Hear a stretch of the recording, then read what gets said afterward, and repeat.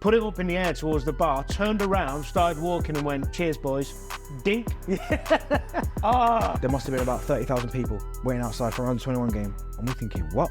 He gets off, biggest roar you've ever heard. Me and Steve are kind of both on the floor looking at each other and he's still got the ball. Yeah. And it was just like, oh, this fella. He goes, what I'm going to do is I'm going to hit the goal, but it's going to hit the underside of the bar, come down and hit the roof of the net. You can't teach that. Zinedine Zidane knows me name.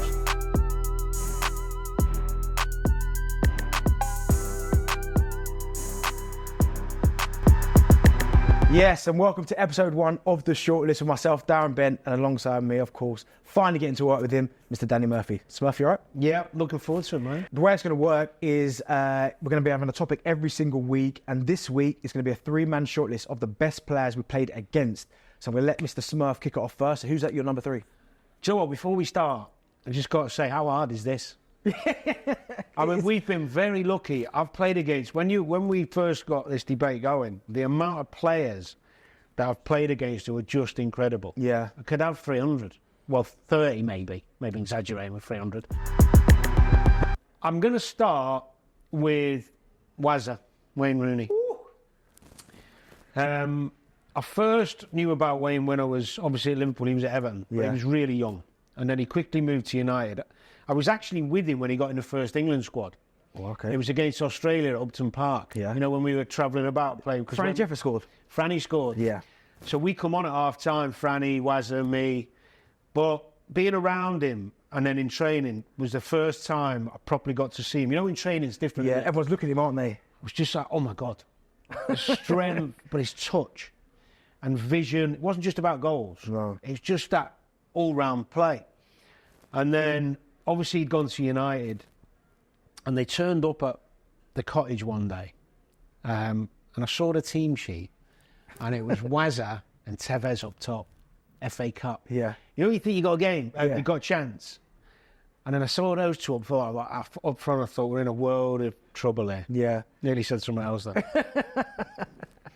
And he was just incredible. It was one of those games where man of the match, scored, I was in awe of him a little bit, thinking he's going to be one of the best players. Well, he was one of the best players. And then he scored against us at Old Trafford. And just being around him and be playing against him was enough to see what I needed to see. I think he had no weakness. No. Because he could run behind when he played up top. And he was quicker than people thought. Quicker than people thought. Strong as a bull. He could drop in as a 10. Work as hard as anyone. Yeah. And he'd have it with anyone as well. You know what I mean? Yeah. I just think I don't know if he's underrated still, but I'm still not sure he gets the credit he deserves. Do you know, I'm with you on that, because I remember when I got into an England squad with him, because I knew Wazza from, we went to La Manga when, I mean, I would have been, 16 and he would have been 14 or something, and he was the best player by a mile. Was he? But I remember getting into the senior squad and him saying to me, like, oh, Benty, like, watch this. And he'd put the ball down and he goes, what I'm going to do is I'm going to hit the goal, but it's going to hit the underside of the bar, come down and hit the roof of the net. I've gone, Wazza, shut up. But no, you're not. Honestly, it was at London Colney, Arsenal's training ground. He's gone, boom, from just inside the half. It's gone. And he just looked at me and gone, I remember just thinking, that's just, you can't teach that. It's just a special talent. Do you know what? Before we get your number 3, I've got to tell you a really quick story on that, just randomly. We were in an England squad. I don't even know if you were in David Dunn's first ever England squad. No, I wasn't in that. And he was rubbing people up a little bit the wrong way because he's a bit of, you know, he's a chat, isn't he? And he's got skills and tricks and he's a confident boy. Yeah. And we used to do a thing at the end, the crossbar thing. And whoever got it last would have to do the teas after dinner for everyone, teas and coffees. So before anyone even said who was going to go first, Donny just put his the ball down. I went, put it up in the air towards the bar, turned around, started walking and went, cheers, boys. Dink. I was just like, I don't know how Donny's got in this chat, but best thing I've ever seen. You're number 3. Quick question though, but quickly before we move on to my 3, Kane or Rooney? Obviously, Kane is a wonderful footballer. Yeah? So I'm with you on that. All day. Goal scorer, Kane's got as a goal scorer, but an all-round player, because people make comparisons. Kane's passing, his vision, his goal scoring. Kane's an unbelievable footballer. It's not derogatory to say Rooney. Yeah. Rooney in your team is not only a match winner, he's a team player. And he's just got every aspect you need to play anywhere. Yeah. You know, like he can just do it all. My number 3, this could be hard because I've gone with Xavi. Now, Xavi is one of the best midfield players I think we've ever seen. In some respects, underrated. Because, and when I say that, when people talk about centre midfield players, there are some unbelievable ones out there. And his name always seems to be, oh yeah, and Xavi, rather than Xavi was a great player. And I played against Xavi, England versus Spain, at Wembley. We won 1-0 England. I think we must have had about 15% possession because we got absolutely battered. But he was just somebody who was just on the half turn. And me being the centre forward, I thought, you know what? I'll try and sneak up behind him, toe it, couldn't get anywhere near him. 6 eyes, kept checking his shoulders. And it was just, I looked at him and just thought, you know what? He's not the biggest, probably not the strongest, but his touch just seemed to get him out of trouble all the right time, all the time. Did you ever play against him, Xavi? Very briefly in a kids tournament. He was much younger than everyone else. Yeah. I think I was like 19s or 20s, and he was about 16. He was incredible. He's an unbelievable footballer. The only thing I'd say with Xavi, you can't get the ball off him. No. Eyes in the back of his head. Yeah. And he was in the maze. The only thing, with all his ability, I would have expected him to be a little bit more creative now and again. Yeah. Sometimes I just thought he was a bit too safe. Yeah. But maybe because he was in that team of superstars, he didn't need to be. But in terms of on the ball, one of the best I've ever seen. Incredible. And when you look at them Barcelona teams as well that he played in, I mean, for me, a lot of people make the comparisons. I can't remember the years, but they talk about when it was Pedro, David Villa, Messi, that team. That was the best. That's it. I think the other team was better. Suarez, Neymar, Messi. Busquets, Iniesta, Xavi. I think that team was better. And then he's always got his two... It's a Jennifer Lopez, Eva Mendes conversation. Is it? You know, you're happy with both, aren't you? Yes, I'm gonna put Xavi as my 3 because I think he was absolutely outstanding. Who's your number 2? Well, I've gone for Zinedine Zidane. Oh my goodness gracious me, he should be one down. Well, no. Let me explain why. I only played against him once. Yeah. And it wasn't even a competitive match, but it got competitive. It was a pre-season tournament against Madrid, Liverpool. Yeah. In the Bernabeu. So, you know when you're already in awe of someone, you're thinking, I want to see how good he really is. And it started a bit showboat. Figo played as well. Yeah. Oh, mate. It was one of the best exhibitions of midfield play I'd ever seen in terms of controlling tempo. Yeah. So it wasn't even like he was running past people with dribbles and stuff. He was just popping up in different positions, left foot, right foot. Anyway, he's running the show and, you know, it gets to a point where it's like, come on, we've got to put ourselves about. And me and Stevie kind of give each other a little nod as if to say, let's smash him. Get after them, yeah. No, let's smash him. Head's gone. Yeah. So he's got the ball in the middle of the park. I've come in from one side to try and smash him. He's done this mad little turn. I've missed him. Yeah. And then Stevie's come in to do him. And as in Stevie's job, he skipped over him. So me and Stevie are kind of both on the floor looking at each other, and he's still got the ball. Yeah. And it was just like, oh, this fella. He was, honestly, it was incredible. I loved him anyway. Yeah. But I loved him even more. And then we finished the game, and Julio was our manager. And Zinedine Zidane, he was his first proper manager before he got the move to Juve. Yeah. In France. So they got on great. So Zidane came in to see Gerrard in the changing room. Right, we were all tracksuited and all that. Yeah. He come in a pair of shorts, flip-flops, like a vest. You know, it was hot. Yeah. Shades on his head, like chilled. And when he come in, he greeted Gerrard. And I was only a few, just looking at, he just... It sounds pathetic. But it's not. You're a bit of a fan. And he walked literally 3 yards to me and he went, right, Danny, well played. I thought... he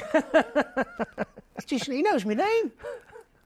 That was a bigger compliment, eh? Yeah, And then he said hello to a few of the other boys. Yeah. But just like the fact he knew my name, I thought, Zinedine Zidane knows my name. So I've done something right somewhere. Yeah. He was such a nice fella as well. But what a player. I mean, I'm talking like, not just like brilliant technically and all the skills, but the physical presence. Yeah. Is he big? Because he's won someone, and I've seen him on TV. Well, you're tall, so he might not feel as big to you, but he's wide. He looks it on TV. He's wide. He's really wide. He's got like these big, broad shoulders, and you go near him, and when people have got that strength with their arm to keep you away, it's like, I want to get to you, but I can't. Maybe I'm just too skinny. Do you know? Because a lot of people talk about Zidane, they have to talk about that performance against Brazil in 2006, where he came back from retirement. It could be international retirement, came back. We know what happened in the final, but that performance against Brazil, when he ripped them to pieces. So many games out. I don't know, now with social media, you get these reels pop up. Yeah. Sometimes a reel as Zidane comes out, it's like, oh my God. Yeah. free kicks, skill, left foot, right, that volley in the final. Do you know what? Do you almost feel like people like Zidane? Because for me, before Messi became along, he was my greatest ever player, Zidane. I thought he was the best ever. Do you think we almost get kind of, not blindsided, but we forget about people like Zidane because of the likes of Messi and Ronaldo? People, the newer generation are almost like Messi and Ronaldo. If you haven't hit the numbers they've hit, you're rubbish. They almost forget about him. I think people got a bit more obsessed with numbers. Yeah. And Messi and Ronaldo have taken the shine off people like Ronaldinho. Yeah. Zidane. I mean, Ronaldinho was another one. It's an absolute joke. Even I remember playing against Rivaldo. Yeah. I mean, people forget about Rivaldo. Of course. What a player. Yeah. I mean, what he did and playing against him, just an incredible experience. So I think you have to. It's generational, isn't it? Of course. You had Zidane come as you were loving football. Yeah. He was the man, or Ronaldo, R9 maybe. Well, R9 and Dino, but Zidane was like. Yeah. Who's your number 2? My number 2 is Kaka, right? And I put Kaka in. And again, I only played against him once, England versus Brazil. But these are just players that you've seen on TV so much. I didn't get the opportunity to play in the Champions League. So watching, right, yeah, I remember that. So watching him in the flesh, I thought, you know what? And to be fair, that England-Brazil game, all I did was watch. Even though I started the game, I just felt like I was watching because we couldn't get the ball. But watching what he could do with the ball. And when I think about Kaka, he almost, I don't know what you think about this, he was almost like our first Brazilian European. Yeah. Do you know what I mean when I say that? I do know exactly what like you mean. Ronaldinho, R9, Rivaldo, played like your typical Brazilians, Denilson, 100 step-overs and all that. Yeah. But Kaka came along and he was underappreciated because he played almost like a European footballer. But just seeing the size of him, by the way, how big he was, the turn of pace, his touch, his vision, his goal threat. I think the biggest thing, as I said there, that really surprised me about him is that he put his head down one time, pushed it past Ashley Cole, which doesn't happen, and he was gone, mate. and he was gone. Ash was quick. It's quick. And I remember thinking, whoa, but I mean, as a player, what he did at AC Milan, maybe not his best stuff at Real Madrid, for me, getting on the pitch with the likes of those players, incredible. Incredible. I never had no, I didn't play against Kaka. I'll tell you just on a similar position who not to the level of Kaka, but I know we're deviating a little bit, but I remember coming up in his early years before he went to Barcelona was Deco. Oh my God, playing against him at Chelsea. I played against him at Porto. Good player. Very good. Those players who had that ability to always be in space. Yeah. And do you know what? It shows you what a good job. Talking about Kaka, remember the Champions League final, obviously Istanbul. Yeah. The fact that Di Maria came on and nullified that threat because he ran the whole game to him. Just shows you how good Di Maria was to be able to not put him in his pocket, but help out. Yeah, of course. Yeah. That constant threat that he gave him. Well, it could have been a rout. It was 3-0 at half time, wasn't it? Yeah.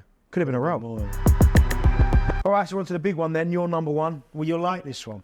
Oh, I had to think hard about it because for me, a number 1 is somebody who ticks a few different boxes. One who puts the fear of God into you when you see him on the team sheet. And someone who has, time and time again, when you've played against him, been the main man and won the games. And you can't stop him. You can't stop the fella. Thierry Henry. Now, the thing that's annoying about Thierry, apart from his wonderful footballing ability, is that, he was a big, good-looking lad who always smelled nice and looked like, looked the Yeah. Do you know what I mean? And that annoyed me in itself. But he scored a hat-trick against us at Highbury. What, the hat-trick where he's... Yeah, okay. Yeah. I even said to him after that game, just walking off, or just getting off the pitch, and he was next to me, I said, I'll simplify. I said to him, that was magnificent. It was unbelievable. Yeah. I even remember thinking, did you play, I don't know if you came the season after, we played for Charlton at Highbury. And we've set up a game plan. Let's be tight, not giving nothing away early on. Yeah, now we're not. Jonathan Fortune's marking him. Yeah. Back to goal. The back heel. I went there and I'll come following season. You just think, what's made you think of doing that? Yeah. He's just a genius. And so many games, I remember, do you remember when he ran around Carrot at Anfield in the court on the pace? Yeah. Skill, pace, work ethic. He wasn't a flair player who didn't work. He wasn't a passenger. No. He'd press. He'd get back in as well. Yeah. And he'd get angry and, he can handle himself. Yeah. For me, arguably, in fact, not arguably, probably the biggest impact on the Premier League. Do you think he's the best player? Because for me, hands down, he's the greatest player to ever play in the Premier League. Yeah, I do. That's how highly you rate him. Yeah, I think in terms of impact, the length of time he was here, the difference he made to Arsenal, and then of course, you've got to admire him because I know he was part of a great French team, but he was hugely influential in bringing them success as well. Yeah. You know, not just club level, international level. I know he got his move to Barca, but Thierry was just... I'm surprised he's not your number one, to be honest. Do you know what? Right, so my number one, that's it. Thierry, I'd argue that point to the cows come on about he's the greatest player in the Premier League history for me. But I did pick him because, A, I knew you was going to pick him. Okay. And secondly, I've gone for Iniesta. Oh, really? Yeah. Now, I've gone for Iniesta because, again, I played against Iniesta a few times, Spain, England, about 21, so I seen him on the journey up. And I remember playing against him for the under 21s first. And I remember we turned up, we played it at, in Portugal, we played it against this team. No, we played it in Madrid against Spain, under 21s. And when we turned up to the stadium, there must have been about 30,000 people waiting outside for an under 21 game. And we're thinking, what? So we've gone in now, they roll up, he gets off, biggest roar you've ever heard. So obviously they all knew about him. Obviously we didn't back then, there was no social media. But he played first team then? I don't think he'd even played first team then, right? But he'd obviously been, no, I think he'd been in the first team at Barca, but we didn't know who he was. There's no social media, so you could check. Yeah. Mate, he steps onto the pitch for the warm-up, place erupts and began, like, who is this kid? Who is he? First couple of times he gets the ball, mate, just goes past people like they're not even there. You know, he drops the shoulder, change of pace, he's gone. And then seeing him obviously evolve into that great Barcelona team, and then what he did for Spain.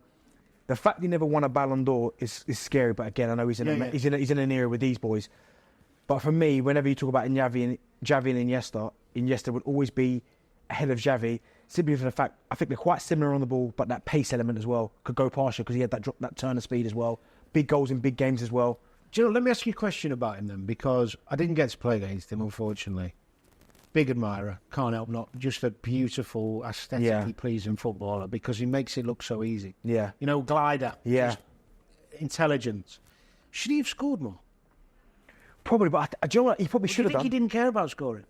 I think he did. I don't think he was bothered. Do you know, I think for his club side, I think he was, but when you've got these guys at the top end of the pitch... No, but he had so much... I think if he played now, though, where we're so heavily stats-wise, you haven't scored that many goals, you're no good. I think if he wanted to, he'd be able to do it. I think there's no problem. I don't think there's no shadow of a doubt he'd be able to do it. But back then, we didn't look at footballers like that. Because even if you look at, as you mentioned him earlier, people like Dino and that Ronaldinho, their numbers are not that high. No. But when people compare them to now, it's like, well, look at he only scored that many goals in a season. He can't be that good. You forget about these players. Yeah, I think footballers please people for different reasons. Yeah. Do you know what I mean? I mean, you're a great example, actually, of somebody who you could argue your goals are up there, your goals to games and your goals per minute, some finishing ability. But on the eye, so for example, no, I'll give you an example. Berbatov, on the eye, was beautiful. Beautiful. But he wouldn't score as many goals as you. No. So who would you rather have in the team? Yeah. I'd rather play with you than Berber. Tell you what, make sure you clip that. No, I'm serious. I know what you mean, though. Because I know what you're going to do for the team. I know what you do, so we can have that relationship. Yeah. Berber's great to play. Don't get me wrong, he's a genius, great footballer. Yeah. But it's what pleases the individual. Yeah, it's a little bit like when you look at the Lampard-Gerrard situation. Yeah. Pleasing on the eye, Gerrard all day long, the passing, the way he played the game. Yeah, Lamp's getting more goals. Yeah, so I get that. I do get that to a point. And I think Iniesta, on the eye, beautiful as you said there. I don't think you can get much better than that. But his numbers just didn't stack up. But when you look at his trophy cabinet, that stacks up against anyone because you're talking about he's won everything, including the World Cup and the European Championship. So my three are Rooney, Zidane, Henry. Yeah. And you've gone Kaka, Xavi and Iniesta. I think my three's better. No way. Oh, possession, you don't get a kick. How are you going to win it? Possession, you don't get a kick. Well, Rooney will just 2 foot. Yeah. No. Do you think it's strange that none of us pick defenders? No. People love creativity and goals, and look, it's a very simple phrase, but I've always believed it. It's easier to defend than attack, isn't it? It's easier to be destructive than creative. Yeah. And I think creativity and skill, goals, moments is what people remember. It's easier to set up a team or a player to be destructive than creative. It's just natural. Human nature, isn't it? You've got 100%. You know, there's always a debate, right? I always have, certainly on Drive sometimes, about Modric and, say, De Bruyne. Do you think he can get in that category with the likes of Xavi and Iniesta? Modric maybe so. De Bruyne is still a bit younger, but do you think he's got when I say ability, that sounds ridiculous because he's unbelievable, but to get in with the likes of those boys? I think it's just a conversation of you mean who's the better players, or Yeah, like could he he'd be in the conversation with Dan De Bruyne. Drink so? Absolutely. Yeah, you rate him that highly? Yeah, absolutely. Because he could sit in and do what they do. Yeah, I'm not sure they could do what he did. I'd have De Bruyne ahead of Modric all day, every day. would you? Yeah. Oh, 100%. Wow. Talk about guys won the Ballon d'Or as well, and Modric. I'm not putting this downer on Modric. He's unbelievable. But you've De Bruyne. I'd have De Bruyne all day. De Bruyne can win you more games than Modric. Yeah.